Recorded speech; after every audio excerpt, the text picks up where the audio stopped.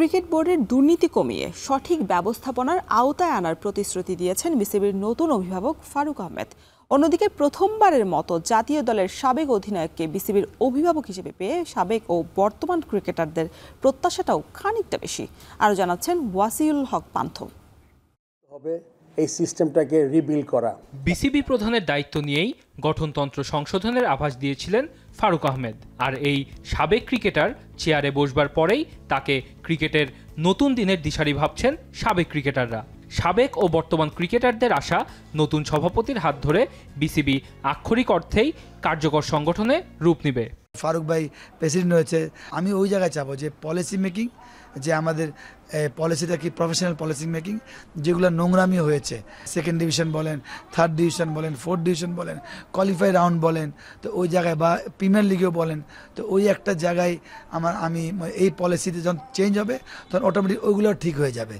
গেল কয়েক বছরে ক্রিকেট বোর্ডের পরিচালনা পর্ষদ ব্যবসায়ী ও রাজনৈতিক ব্যক্তিদের কাছে কুক্ষিগত ছিল।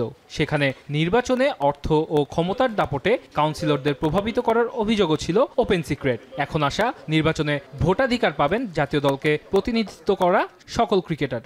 পরিবর্তন চান নির্বাচন প্রক্রিয়ায়ও। এখানে একটা মজার ব্যাপার কি জানেন, যে ক্রিকেট বোর্ডে যে 5 জন ক্যাপ্টেনদেরকে রাখা হয়েছে কনস্টিটিউশন অনুযায়ী, তার মধ্যে আমিও একজন আছি। তারা কি, আমরা বোর্ডের কাউন্সিলর থাকবো, আমরা ভোট দিতে পারবো, কিন্তু আমরা নির্বাচন করতে পারবো না। এটা তো আমার ফান্ডামেন্টাল রাইটকে খর্ব করা হয়েছে, আমার fundamental right. If I M A voter, আমি যে ভোটার হয়ে গেলে আমি কেন নির্বাচন করতে হবে? তো এই জিনিসগুলোকে ঠিক করতে হবে। মেম্বাররা আছে তারা তো ভোট দেয়, কিন্তু আমার মনে হয় ন্যাশনাল টিমের প্লেয়ার যারা কারেন্ট এবং বিগত যারা খেলছে সবার উচিত এই ভোটিং সিস্টেমে অন্তর্ভুক্ত করা। নারী ক্রিকেট দলেরও আপনার যে ন্যাশনাল টিমে খেলছে তাদের ভোটিং সিস্টেম করলে এই জিনিসটা আর হবে না। এই দুর্নীতিগুলো আমার কাছে যেটা মনে হয় পার্সোনালি, যে দুর্নীতিগুলো হবে না। পরিবর্তনের চাওয়া আছে খেলোয়াড়দের আর্থিক দিকেও। অন্যান্য অনেক দেশেই সাবেক আন্তর্জাতিক ক্রিকেটারদের জন্য পেনশন সুবিধা থাকলেও নেই বাংলাদেশে।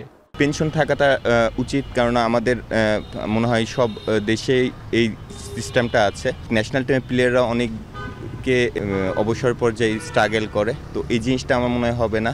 ইন্ডিয়া যেমন পেনশন কীভাবে পায়, 1 থেকে 10 থেকে 40, 40 থেকে 50, 50 থেকে 100 টেস্ট খেলে ওরা একটা এইভাবে পায়, কী বলে ভাতা পায় আর কি।